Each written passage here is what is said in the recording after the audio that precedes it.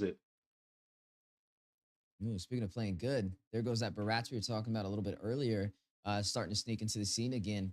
That strong frontline presence, definitely running it in the jungle. Normally, we see it stacked up with the support. We did see the Mathilda band out, though. It could go with the Rafaela and Angela. I've actually seen it paired up with the Florian as well. And these are still all options available on the table as we're now jumping into the second phase of bans. Looks like the Minotaur was banned out. Now, there is no Diggy ban. At least in North America, we have been seeing a rise of the Tigreal sneaking up into Hmm. the scene again and making a huge statement. And without the Diggy being banned out, they may be able to slot it in. I mean, it would have to be last pick though, especially because that Diggy is still on the table, unless we see one of the sides ban the Diggy. And the honorable mention is Estes, I guess, with the Barats is like, let's say, classic combo. Might be we might see it here as well. And Darius being banned and the Minotaur from the other side. Minotaur is pretty reasonable ban here because it's fits really good and the front lane, but mm, it's lacking mobility though.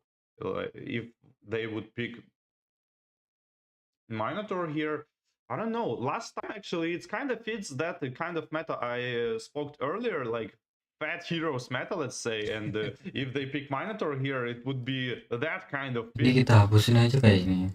Yeah, especially because they're probably thinking RQ Hoshi's expecting that support to come out, and they think it's going to be like you said. It could be the Estes, it could be the Rafaela, it could definitely be the Angela, and that would open up the Sini sini opportunity for bos. them to grab a Group CC roamer. I mean, they did ban out the Minotaur though. They like I said, they could take a Tig, they could take really anything. They could also take away a support, but this may be a show Mhm. actually in the roam position. So it looks like they're not going to go in for probably that Tig.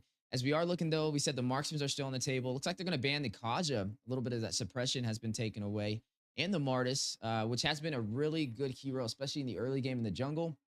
Able to use that decimation, take those neutral objectives, and kind of hunt down those enemies with low HP.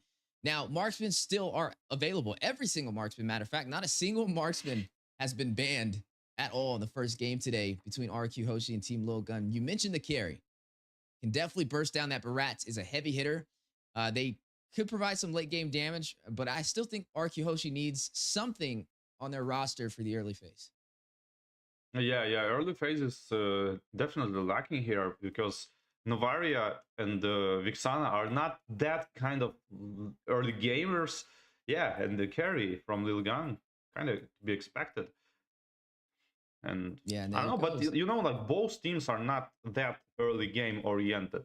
Okay, Benedetta can be early game, pressure, and the Cho as well. But other ones, I don't know, kind of supporting this kind of behavior if we're gonna see one. And the Claude, like expected.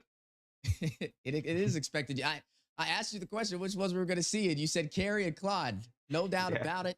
There it is. The proof is in the pudding. Looks like the meta is blending well across all levels of the MLBB scene between all these different competitors. Now, that is a finalized roster. They are going to go in for that Fredrin. This most likely will be the Fredrin in the jungle and Benedetta in the XP lane. At least that's what I'm expecting. But hey, you never know when it comes to international scenes. They can definitely switch it up and keep you on your Mm-hmm. toes. We're still waiting for the final pick from Team Lil Gun. We are going to need to see a I just picked it support. Estes. There it I was was. just There thinking it like was. just grab it. Just take it. And it's yeah, nice. A pretty interesting matchup is going on. Like Estes and Barats is like level 4 is unbeatable. But I don't know about Vixana.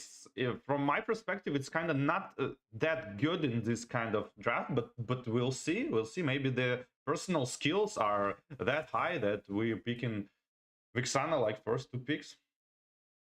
Yeah, and honestly, seeing the way this is gonna go, I mean, the Bratz is a bully when it comes to these neutral objectives. He's not the Mm-hmm. easiest hero to kind of invade on, especially early for the orange and purple buff. Like you said, stacked up with the Estus is gonna make him even stronger in terms of the heals. And the later this goes, if Estus doesn't fall, he'll be able to get those heals even better as we get to that mid to late game and pretty much make Bratz unkillable. Now, we didn't see a lot of early game damage though from the side of RQ Hoshi, and that's the only thing that I'm kind of concerned about as this is going to go on. Yes, they do have the Claude. I mean, the later this goes, you can pick up something like that Demon Hunter Sword, maybe a Golden Staff, and be able to rush in and deal the damage necessary to take down the Barats. But maybe Maybe that's the game plan with them. Maybe it's the Benedetta can definitely rush in with the Electo final blow. Um, whereas Barat's not the most mobile hero, but it's definitely going to be a challenge to see which way this kind of plays out. There are two bullies in the jungle, though. We're looking at a Fredrin going up against the Barats. Yeah, I think the Brat's going to have an upper hand in this matchup because like Fredrin doing that a lot of burst damage, and Estes can easily heal up everything he gonna get. So it's gonna get tough for RRQ for like 6-7 minutes, I would say, and then